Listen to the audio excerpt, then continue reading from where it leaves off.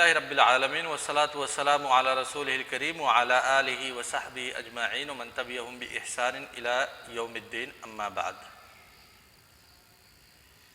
ایک واقعہ سناتا ہوں اور اسی واقعہ کے بعد درس شروع کرتے ہیں۔ واقعہ کچھ یوں ہے،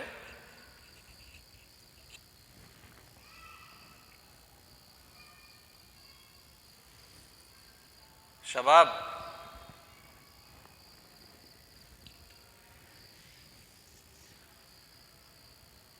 حضرت خواجہ معین الدین چشتی رحمۃ اللہ علیہ کا نام سنے ہوں گے۔ حضرت خواجہ معین الدین چشتی رحمۃ اللہ علیہ کے حلقہ میں کچھ مریدین بیٹھے ہوئے تھے کہ کچھ لوگوں کی جان نکل گئی انہی کے حلقہ میں بیٹھے بیٹھے۔ واقعہ سن چکے ہو نا؟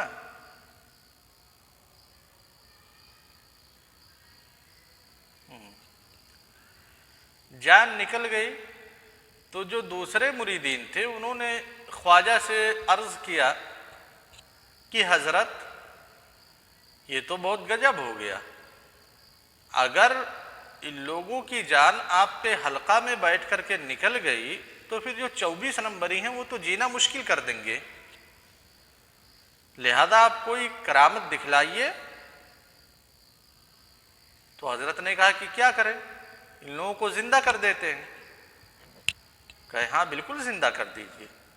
آپ کی محفل میں بیٹھ کر کے کسی کی روح نکل جائے یہ کیسے ممکن ہے؟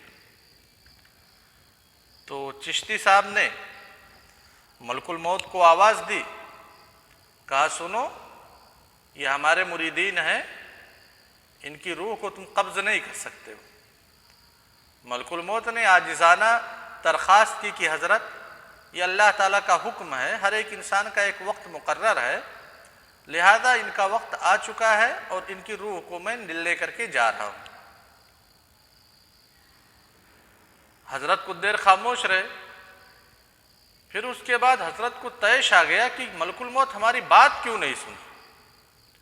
پھر ملک الموت کو آواز دی، ملک الموت روح لے کر کے پہلے آسمان تک پہنچ چکے تھے۔ ملک الموت کا پھر وہی جواب۔ پھر حضرت نے کہا کیا کریں، پھر حضرت کو اور جلال آیا اور جوش آیا، طیش آیا۔ اب وہ 7ویں آسمان کے قریب پہنچنے والا تھا ملک الموت، اور حضرت بار بار اس سے گزارش کر رہے تھے اور وہی جواب دے رہا تھا ملک الموت کہ اللہ تعالیٰ کا حکم ہے اور آپ کا حکم ایک طرف ہے، تو میں کس کے حکم کو مانوں؟ تو میں اللہ تعالیٰ کے حکم کو مقدم کرتا ہوں آپ کے حکم پر، اور ان کی روحوں کو لے کر کے میں جا رہا ہوں، ان کا وقت ختم ہو گیا ہے۔ جب ملک الموت حضرت کی بات نہیں سنا تو طیش میں آ گئے بالکل، اور ملک الموت جو 7ویں آسمان تک پہنچ چکا تھا، حضرت نے ہوا میں اپنے ہاتھ کو لہرایا، ملک الموت اپنے ہاتھ کو اٹھایا اور ملک الموت کے ہاتھ سے ان روحوں کو چھین لیا اور چھین کر کے پھر مریدین کے جسم میں ڈال دیا۔ سمجھ گئے نا شباب؟ مریدین سارے زندہ ہو گئے۔ تو یہ خواجہ معین الدین چشتی رحمۃ اللہ کی کرامت ہے نا کرامت، کہ ملک الموت ان سے گفتگو کر رہا ہے۔ دوسری کرامت یہ ہے کہ حضرت خواجہ معین الدین چشتی کا ہاتھ 7ویں آسمان تک پہنچ جا رہا ہے کرامت نا؟ ایسے ہی عراق سے ایک قافلہ چلا، شام سے ایک قافلہ چلا بغداد کے لیے، خواجہ کے یہاں حاضری دینے کے لیے، ٹھیک ہے؟ خواجہ کے دربار میں حاضری دینے کے لیے جب شام سے وہ قافلہ چلا، راستے میں پہنچا تو ڈاکوؤں نے قافلے کو گھیر لیا۔ ڈاکوؤں کے سردار نے قافلے کے سردار سے پوچھا کہاں جا رہے ہو؟ کہا خواجہ کے دربار میں حاضری دینے جا رہے ہیں۔ کہا تب تو ہم نہیں چھوڑیں گے تم کو۔ قافلے کو لوٹنا شروع کر دیا، اتفاق سے آسمان سے ایک چپل گرا ڈاکو کے سردار کے سر کے اوپر اور ڈاکو کا سردار مر گیا. ٹھیک ہے. پھر وہ قافلہ خواجہ کے دربار میں پہنچا تو قافلے نے اس چپل کو اپنے ساتھ رکھ لیا کہ یہ کوئی کراماتی چپل ہے، نہیں تو آسمان سے اس فضا میں چپل کہاں سے آئے گا؟ کوئی نہ انسان ہے نہ کوئی جانور ہے، اور چپل آ کر کے سیدھا ڈاکو کے سر پہ لگتا ہے. اس لیے اس چپل کو رکھ لیا. آئے خواجہ کے دربار میں حاضری دی، اور ادھر خواجہ کے دربار والے سب پریشان ہیں کہ حضرت کی نعل مبارک کہاں چلی گئی، تلاش کر رہے ہیں. اتفاق سے کسی مرید نے حضرت کی نعل مبارک کو اس قافلے کے سردار کے پاس دیکھ لیا اور کہا تم چوری کیے ہو، حضرت کے پاس چلو. زد و کوب کرنے لگے. حضرت کے پاس آئے تو حضرت دیکھ کر کے قافلے کے سردار کو مسکرائے اور اپنے مرید کو کہا کہ نہیں، یہ لوگ بہت دور سے آ رہے ہیں، شام سے آ رہے ہیں، ان کو زد و کوب کیوں کر رہے ہو؟ تو مرید نے عاجزانہ گزارش کی کہ حضرت آپ کی نعل مبارک کو یہ لوگ چرا کر لے کر جا رہے تھے. تو حضرت نے کہا بات ایسی نہیں ہے، بات یہ ہے. سردار سے پوچھا تم بتلاؤ یہ نعل تم کو کہاں سے ملا؟ سردار نے کہا کہ حضرت ہم لوگ صحرا میں تھے اور ایسا ایسا واقعہ پیش آ گیا تھا تو وہاں پہ ہم لوگوں کو چپل مل گئی. حضرت پھر اور مسکرائے. مریدین سمجھ نہیں پا رہے تھے، کہہ رہے تھے کہ یہ سب جھوٹ بول رہا ہے، حضرت آپ کی نعل مبارک صحرا میں جا کر کے کیا کرے گی؟ اتنا دور ہزاروں کلومیٹر کا سفر کیسے پہنچ جائے گی؟ تو حضرت مسکرائے اور کہے کہ دیکھو بات یہ ہے، جب یہ لوگ ڈاکوؤں سے مقابلہ کر رہے تھے تو ان میں سے کسی نے مجھ کو آواز دی کہ میری مدد کیجئے، تو میرے پاس کچھ تھا نہیں، نعل مبارک ہی میرے پاس رکھی ہوئی تھی، میں نے چپل اٹھایا اور یہیں سے مارا ڈاکو کے سردار کو، وہ مر گیا. جو بتلا رہے ہیں یہ لوگ صحیح بتلا رہے ہیں.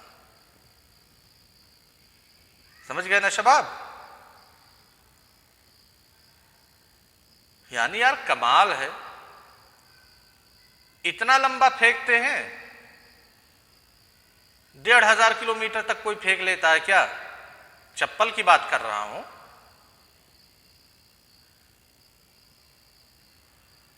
ارے میں زبان کی بات نہیں کر رہا ہوں، حضرت کی شان میں گستاخی میرے بس کی بات نہیں. 1500 کلومیٹر چپل اٹھا کر کے مارے، 1500 کلومیٹر چلا گیا چپل، ڈاکوؤں کا سردار مر گیا.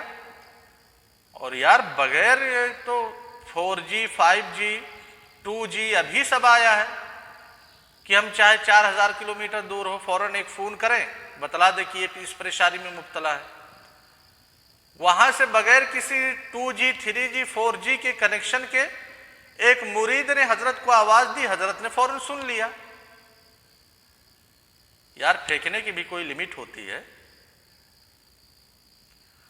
اب تم لوگ ٹھہرے 24 نمبری وہابی، اب تمہارے ذہن میں تو یہ بات آئے گی نہیں، کہو گے یہ عقل اس کو قبول نہیں کرتی ہے. ارے بیوقوف عقل قبول نہیں کرتی ہے تو اسی کو تو کرامت کہتے ہیں.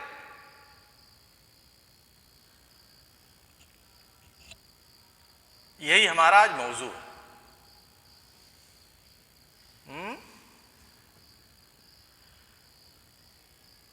عجیب گستاخ ہو، سوال کرتے ہو کہ چشتی رحمہ اللہ کہاں کے تھے؟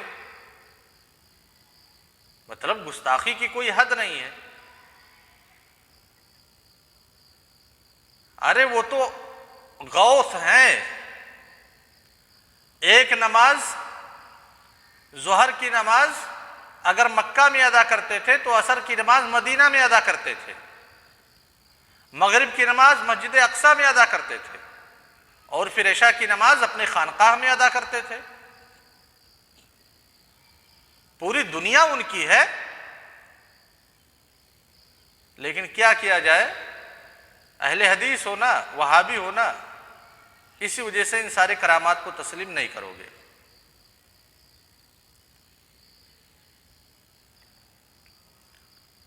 اب تم اللہ تعالیٰ کے بارے میں سوال کرنے لگو کہ اللہ تعالیٰ کہاں پہ ہے؟ کیا اپنے علم کے اعتبار سے ہمارے ساتھ موجود ہے؟ اپنے علم کے اعتبار سے آفاق کے ساتھ موجود ہے؟ بنگال میں موجود ہے، بہار میں موجود ہے؟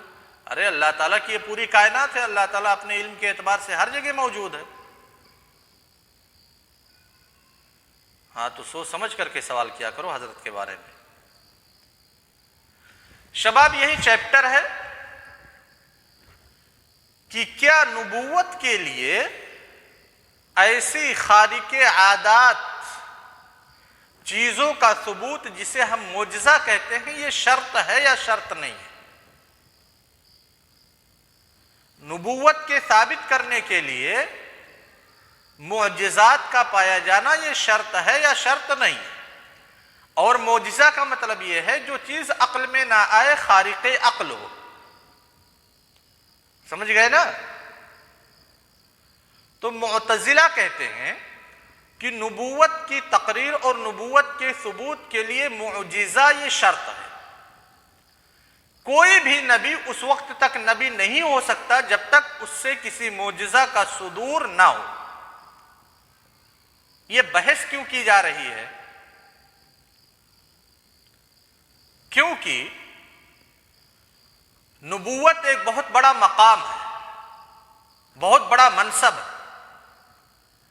اس منصب کو پانے کے لیے کچھ لوگ کوشش کریں گے، جیسا کہ ہو رہا ہے۔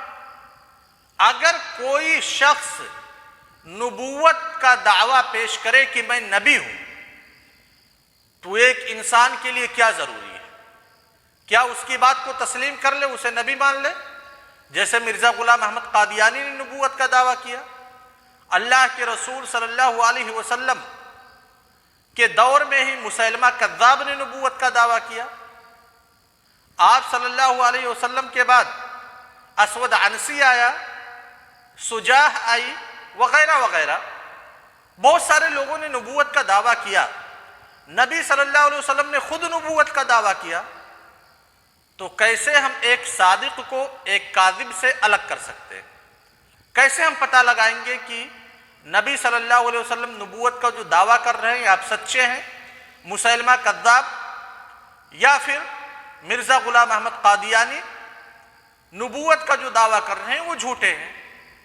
کیسے ہم پتہ لگا سکتے ہیں؟ تو معتزلہ کہتے ہیں، معتزلہ کا جو فکر ہے اس فکر کے مطابق کوئی بھی نبی اس وقت تک نبوت کے مقام سے سرفراز نہیں ہو سکتا جب تک کہ اس سے معجزات کا ظہور نہ ہو۔ سمجھ گئے نا شباب؟ لہذا اس سے معجزہ کا مطالبہ کیا جائے گا کہ تم اگر نبی ہو تو معجزہ پیش کرو۔ کہا جائے گا کہ سورج دکھائی دے رہا ہے، سورج پہ تم بدلی کر دو، پوری دنیا میں آج شام ہو جائے۔ ایسے ہی معجزات یعنی جو چیز عقل میں نہ آئے۔ کہا جائے گا کہ وہاں پہ دشمن لڑ رہے ہیں اسلام کے خلاف، آپ کے متبعین کے خلاف فرانس میں، لہذا آپ یہیں سے ایک پھونک ماریے کہ فرانس دنیا کے نقشے سے ہی مٹ جائے۔ ٹھیک ہے؟ معجزہ۔ اہل سنت والجماعت کا نظریہ یہ ہے، عقیدہ یہ ہے کہ معجزات نبوت کے صدق کے لیے دلیل ہیں، لیکن نبوت کے اثبات کے لیے معجزہ شرط نہیں ہے۔ سمجھ میں آئی بات؟ کہ معجزات یہ نبوت کی صداقت کے لیے دلیل تو ہیں لیکن شرط نہیں ہے۔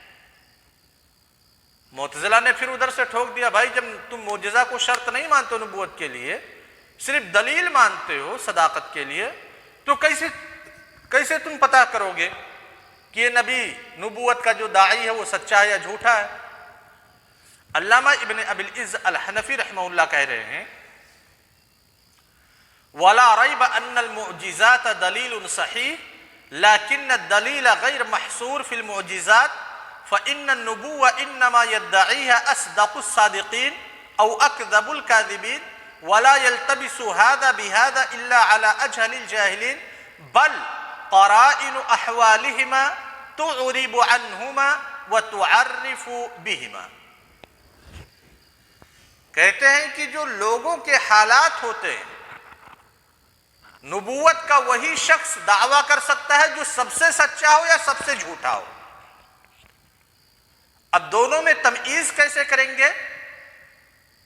معتزلہ نے کہا تو معجزہ کا مطالبہ کریں گے. اہل سنت والجماعت کہتے ہیں کہ نہیں، معجزات کا ہم اس سے مطالبہ نہیں کریں گے، اس کے احوال کو دیکھیں گے. جو نبوت کا دعویٰ کر رہا ہے اس کی حالات زندگی کو دیکھیں گے کہ نبوت اس دعویٰ سے پہلے اس کی زندگی کیسی تھی اور نبوت کے دعوے کے بعد اس کی زندگی کیسے گزر رہی ہے. حالات کا ہم جائزہ لیں گے، اور جب حالات کا جائزہ لیں گے تو جس کے اندر ادنا سا بھی علم ہوگا وہ سچ اور جھوٹ میں تفریق کر لے گا. اس کے لیے دلائل دیے ابن ابی العز الحنفی رحمہ اللہ نے کہ کیسے حالات کے جائزہ سے ہم پتہ لگا سکتے ہیں. کہتے ہیں وَالتَّمْئِيزُ بَيْنَ الصَّادِقِ وَالْكَاذِبِ لَهُ طُرُقٌ كَثِيرَةٌ فِيمَا دُونَ دَعْوَى النُّبُوَّةِ فَكَيْفَ بِدَعْوَى النُّبُوَّةِ. سچ اور جھوٹ کو ثابت کرنے کے لیے لوگوں کے پاس بہت سارے ہتھ کنڈے ہیں. سچ اور جھوٹ کے درمیان تفریق کے لوگوں کے پاس بہت سارے راستے ہیں. اس کے بعد مثالیں دی. کہا حضرت خدیجہ رضی اللہ تعالیٰ عنہ نبی صلی اللہ علیہ وسلم پر جب پہلی وحی آئی، اللہ کے رسول صلی اللہ علیہ وسلم گھبراتے ہوئے آئے حضرت خدیجہ کے پاس. کہا زملونی زملونی، مجھے خوف کا احساس ہو رہا ہے. حضرت خدیجہ نے سوال کیا کہ کیا ماجرا کیا ہے؟ اللہ کے رسول صلی اللہ علیہ وسلم نے بتلایا کہ ایسا ایسا ماجرا ہے. میرے پاس فرشتہ آیا، پورا واقعہ جو تھا وہ واقعہ نقل کیا، یعنی نبوت کا دعویٰ کیا حضرت خدیجہ رضی اللہ تعالیٰ عنہ کے سامنے. اب حضرت خدیجہ رضی اللہ تعالیٰ عنہ نے نبی صلی اللہ علیہ وسلم کے نبوت کے دعوے کی صداقت کے لیے کیا کسی معجزے کا مطالبہ کیا کہ آپ معجزہ ظاہر کیجئے؟ ہاں شباب. بلکہ نبی صلی اللہ علیہ وسلم کی زندگی پر حضرت خدیجہ رضی اللہ تعالیٰ عنہ نے سرسری نظر دوڑائی، اور سرسری نظر دوڑانے کے بعد کیا کہتی ہیں؟ کلا واللہ لا یخزیک اللہ ابدا، کہ آپ کو اللہ تعالیٰ ہرگز رسوا نہیں کر سکتا، ذلیل نہیں کر سکتا. کیوں؟ انک لتصل الرحم، صلہ رحمی آپ کا پیشہ ہے. وتصدق الحدیث، آپ کبھی جھوٹی بات نہیں کہتے. وتحمل الکل، دوسروں کے بوجھ کو برداشت کرتے ہیں. تقری الضیف، مہمان نوازی کرتے ہیں. تکسب المعدوم، جن کے پاس کچھ نہیں ہے ان کی مدد کرتے ہیں. وتعین علی نوائب الحق، اور پریشانی میں ہر ایک کے ساتھ کھڑے ہوتے ہیں. یعنی آپ کی خصوصیات ہیں. جو ایک سچے اور اچھے انسان میں خصوصیات ہونی چاہیے، آپ کے اندر وہ ساری خصوصیات کوٹ کوٹ کر کے بھری ہوئی ہیں. لہذا آپ اپنے نفس پر خوف مت کھائیے، اللہ تعالیٰ آپ کو رسوا اور ذلیل نہیں کرے گا. حضرت خدیجہ رضی اللہ تعالیٰ عنہ نے کیسے جانا کہ اللہ کے رسول صلی اللہ علیہ وسلم جو کہہ رہے ہیں سچ کہہ رہے ہیں، جھوٹ نہیں کہہ رہے ہیں، نبوت کے دعویٰ میں آپ صادق ہیں. کسی معجزہ کا مطالبہ نہیں کیا، بلکہ آپ صلی اللہ علیہ وسلم کی زندگی کے حالات پہ سرسری نظر ڈالی، اور فوراً پتہ چل گیا حضرت خدیجہ کو کہ آپ جو کہہ رہے ہیں وہ صحیح کہہ رہے ہیں. سمجھ میں آئی بات؟ ایسے ہی نجاشی کے پاس جب وفد گیا تھا، ہجرت کر کے حبشہ گئے لوگ، نجاشی نے پوچھا ان لوگوں سے بھائی نبی کے بارے میں کچھ بتلاؤ، جو قرآن تم لوگ کہتے ہو کہ ایک کتاب نازل کی گئی ہے، قرآن کی کچھ آیات پڑھ کر کے بتلاؤ. ان نجاشی کے سامنے نبی صلی اللہ علیہ وسلم کے اوصاف بتلائے گئے. نجاشی کے سامنے قرآن کی آیات کی تلاوت کی گئی. اس کے بعد نجاشی نے کیا کہا کہ نہیں، میں نبی نہیں مانوں گا یہاں تک کہ معجزہ میں نہ دیکھ لوں. نجاشی نے اس کے بعد واقعے کے فوراً بعد کہا ان ھذا والذی جاء به موسیٰ لیخرج من مشکاۃ واحدہ، کہ موسیٰ علیہ السلام کے پاس جو نور آیا اور محمد صلی اللہ علیہ وسلم کے پاس جو نور آیا، دونوں کا منبع ایک ہے، دونوں کا مصدر ایک ہے، یعنی نبی صلی اللہ علیہ وسلم اپنی نبوت کے دعوے میں صادق تھے۔ ورقہ ابن نوفل کو جب نبی صلی اللہ علیہ وسلم کی خبر لگی، حضرت خدیجہ نے ورقہ ابن نوفل کے پاس جانے کا ارادہ کیا نبی صلی اللہ علیہ وسلم کو لے کر کے۔ ورقہ ابن نوفل نے کیا کہا نبوت کی تصدیق کے لیے؟ کیا کسی معجزہ کا مطالبہ کیا؟ کہا نہیں۔ فوراً نبی صلی اللہ علیہ وسلم کی حالات زندگی کو دیکھنے کے، سرسری نظر ڈالنے کے بعد ورقہ ابن نوفل نے کہا ھذا هو الناموس الذی کان یأتی موسیٰ، یہی وہ وحی ہے جو موسیٰ علیہ السلام کے پاس آتی تھی۔ سمجھ گئے نا شباب؟ ایسے ہی جب ہرقل نے ابو سفیان کو بلا کر کے پوچھا نبی صلی اللہ علیہ وسلم کے بارے میں، واقعہ سارے لوگ جانتے ہوں گے، یہ شرط لگائی تھی ابو سفیان کے اوپر کہ جو کہو گے سچ کے علاوہ جھوٹ کا سہارا نہیں لوگے، اور ان کے جو ساتھی تھے ان کو کھڑا کیا تھا سامنے کہ جیسے جھوٹ بولیں گے جیسے تم لوگ متنبہ کرنا۔